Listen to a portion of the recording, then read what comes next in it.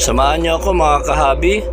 This time, try ko namang ahunin ang Daang Pari. Dapat kahapon pa ako umahon dito sa Daang Pari. Kaso hindi kami natuloy ni Boss Nante. Kasi nung paalis na kami, naplatan siya. Kaya tinamad na rin akong umalis. And also, puyat din kasi ako. Dahil nga sa sobrang excited. Dahil first time ko lang aahon dito. And also, kapapanood ng Olympics. Kaya sabi ko sakto, matutulog na lang ako. Then ngayon, naisipan kong ituloy na kasi talagang gustong-gusto kong talagang makita itong Daang Pari. Pero medyo may kaba ako dito dahil yun na nga, lagi akong puyat kaya sabi ko baka mahirapan ako. Kaya dito habang umahon ako, masama na talaga yung pagkarandam ko. Kasi parang tulog pa yung mga tuhod ko dito pero gising ang diwa ko. Kaya dito sa sumulong binabagalan ko lang para meron pa akong lakas pagdating ko doon sa Daang Pari.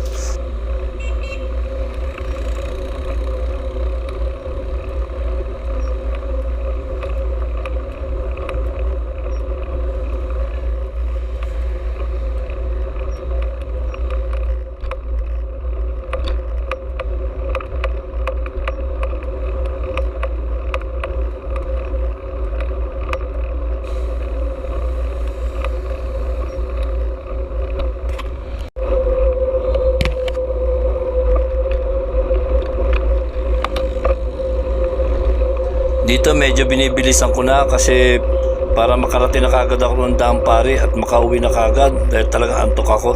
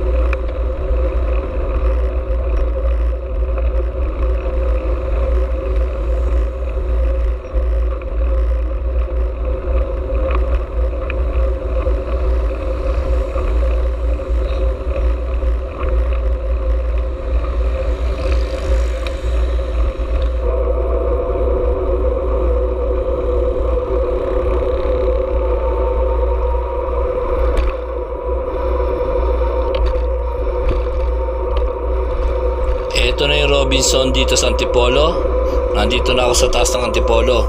And then mamaya doon ako lulusong sa sigsag ng Antipolo kasi malapit na doon yung entrada ng Daang Pari.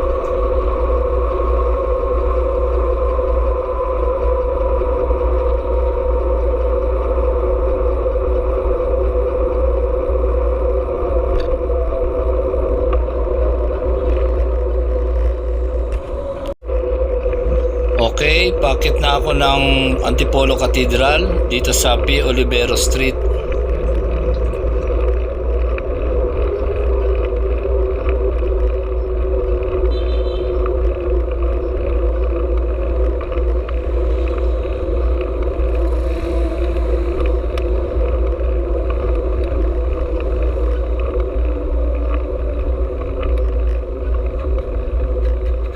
Antipolo Cathedral, time check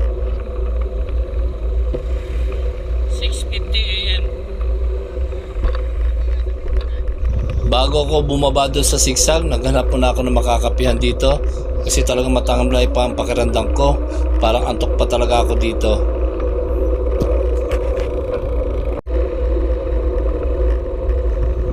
Dito na ako sa Licos Sport Rotonda, katatapos ko lang magkape.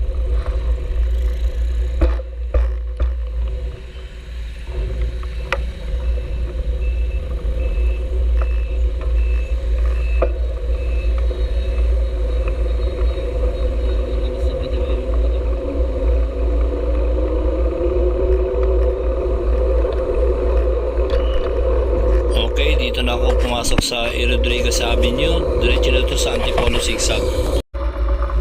Ito, pababa na ako ng Antipolo Zigzag.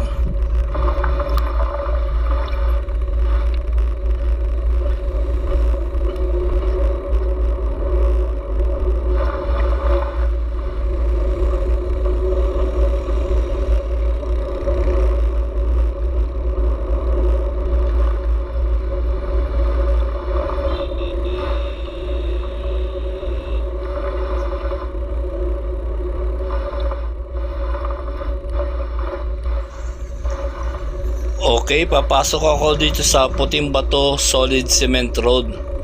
Ito. Diretso to dun sa sa entrada ng Daang Pari o sa Hinapaw Tagbak Road.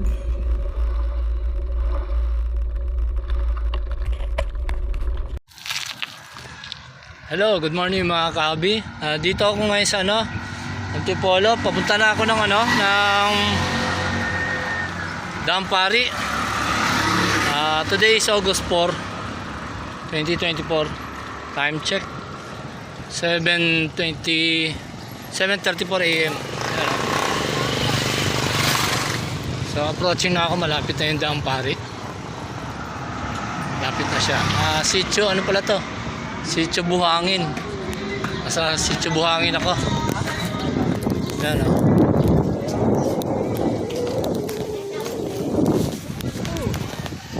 Dito habang palapit ako, excited na ako kahit matamlay ang pakiramdam ko. Medyo malayo pa yata.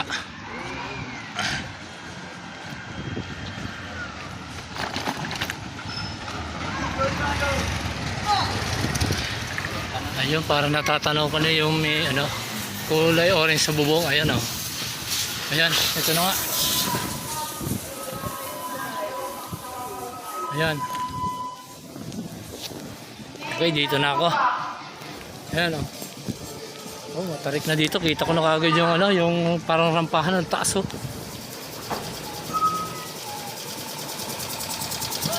Ayan, nakita ko na. Mataas nga ito. Silipin ko mataas Ayan Mataas nga. Mataas. Dito parang lalong tumamlay yung pakiramdam ko. Ayan Putangin na, tarik nito. Itinaka, bubuelo ako kasi hindi ko pa na-cambio Hindi ko pa na-set yung ko. Dito may nakamit ako, ito, 2 bikers. Galing sila dyan sa Daang Pari. Then sabi nung naka-green, ang hirap magwanan dito kasi nagbibideo daw siya. Sabi nung naka-black, ito pala may camera, kaya sabi ko sige sabay na tayo para ma-videoan ko rin kayo. 6 AM,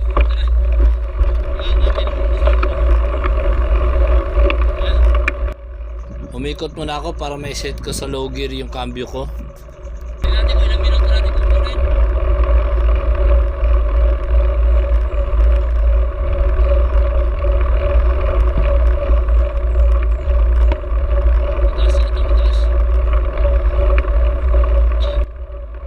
Yung kausap ko kaninang dalawa, tinanong ko kung galing na sila sa taas. Sabi na hindi kasi uulitin namin dahil ang hirap pala mag-100 dyan. Then sabi ko, sabay na lang kayo sa akin dahil total may camera naman ako. Then umikot muna ako para may cambio ko nga yung RD ko. Then pagbalik ko na wala na sila. Yung pala nauna silang umahon. Yung kanina nga nadaanan ko yung naka-green, hawak niya yung cellphone. Dahil nga first time ako aahon dito, nung pagkakita ko pala medyo na-intimidate ako sa sobrang tarik ng daan. Pero habang inaahon ko itong Daang Pari, yun naramdaman ko na sumigla na ako. And also ginanahan na rin ako dito dahil may mga kasabay na ako. Salamat mga kamaster. May bawi!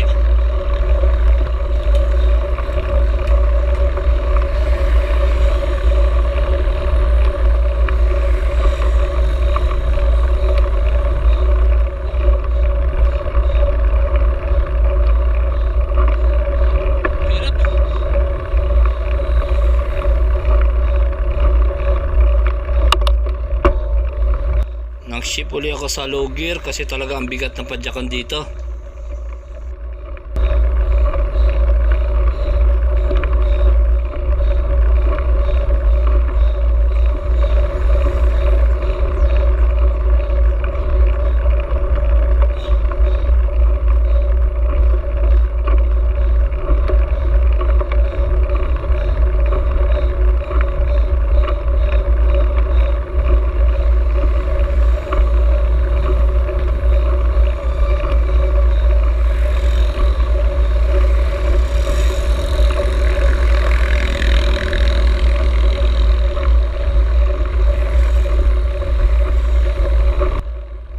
Ito, nakita ko may magandang views pala dito sa may parteng kanan.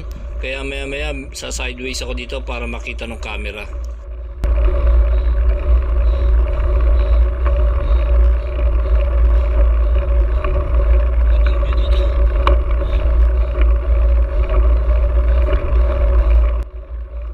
Ayan ay isa sa nakausap ko kanina sa baba, yan naka-black na jersey.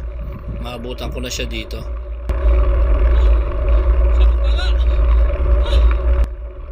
Ito, sumideways ako para makita yung magandang view dito.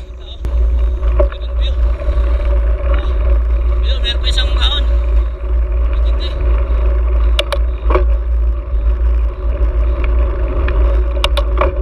Nag-ship ako to high gear kasi ito na yung bawi.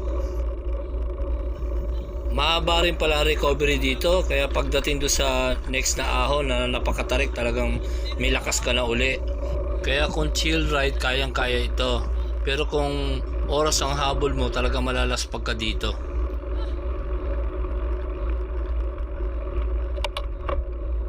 Dahil first time ko lang dito, kukunin ko muna ang best time ko.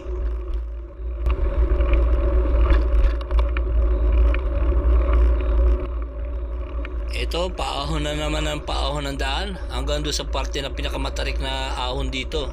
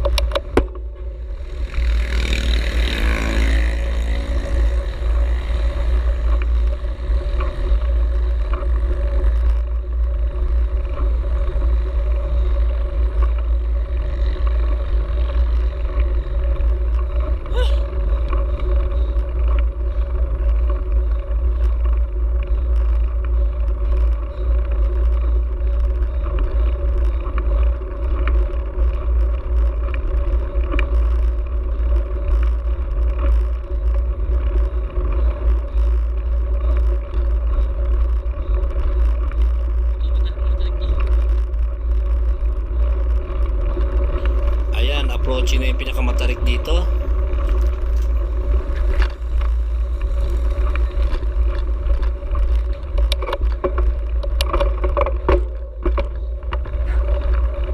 Eto, nag full shift na ako sa low gear.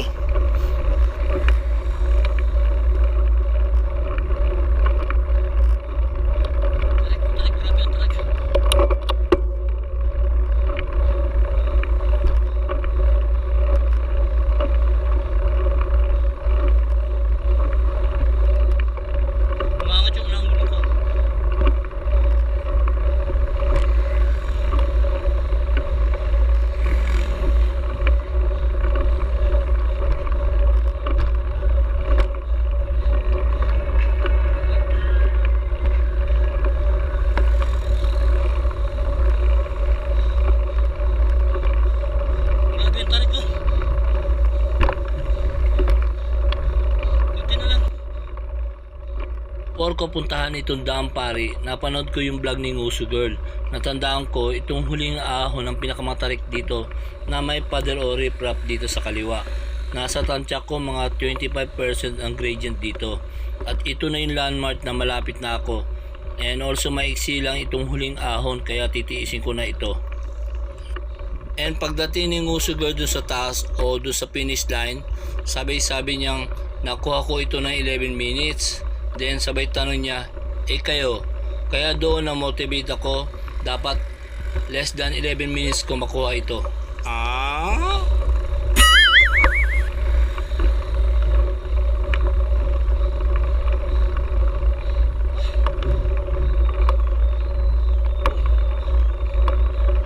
Naririnig niyo ba yung parang humuhuni?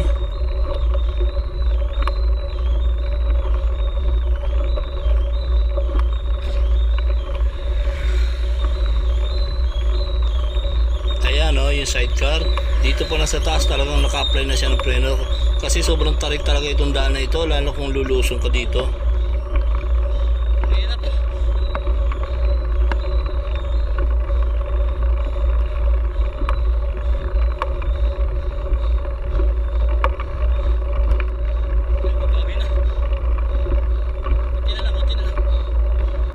Dito nasilayan ko na yung mga parang condominium doon sa taas. Kaya binuhos ko na lahat ang lakas ko dito. Tiniis ko na ang hirap at sakit na nararamdaman ko. Wow!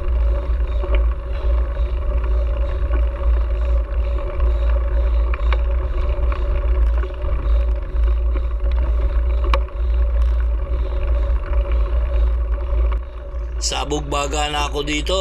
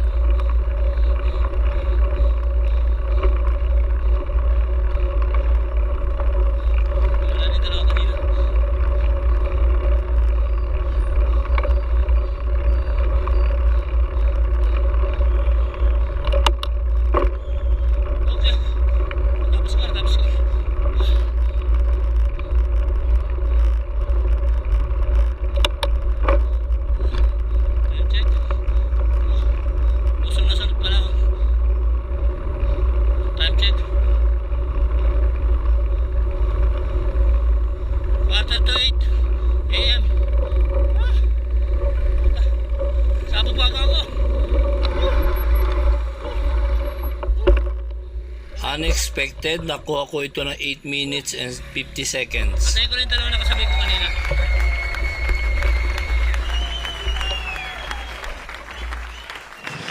Wala na yung dalawa eh. Hindi na nakasunod. Ano? Binalikan ko, baka makita ko pa sila, wala na.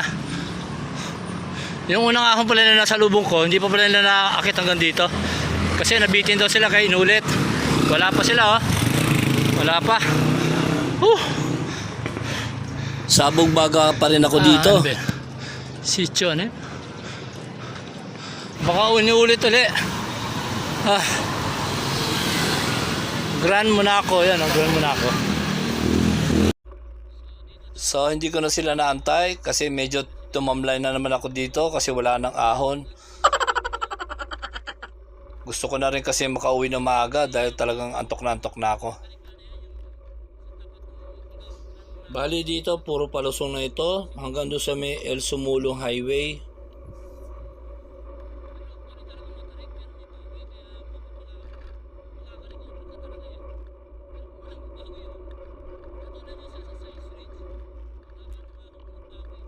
Pagdating ko sa corner na El Sumulong, nag-Google Map muna ako kasi hindi ko alam ang daan pa uwi. Then dito na sila dumating yung dalawa na kasabay ko kanina. Kaya lalapitan ko sila. Loko daw pala yung cambio nung naka-block kaya natagalan sila.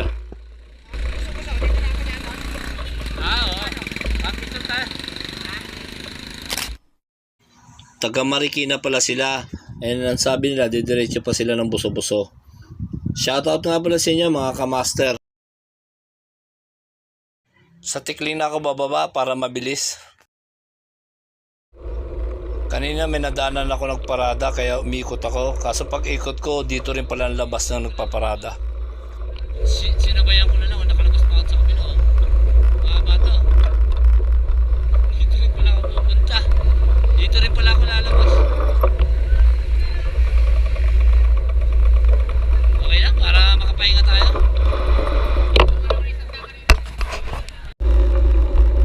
Okay, dito na ako sa Marcos Highway. May Santa Lucia Mall dito. Akit ako dito sa footbridge para makatawid ako sa kabila.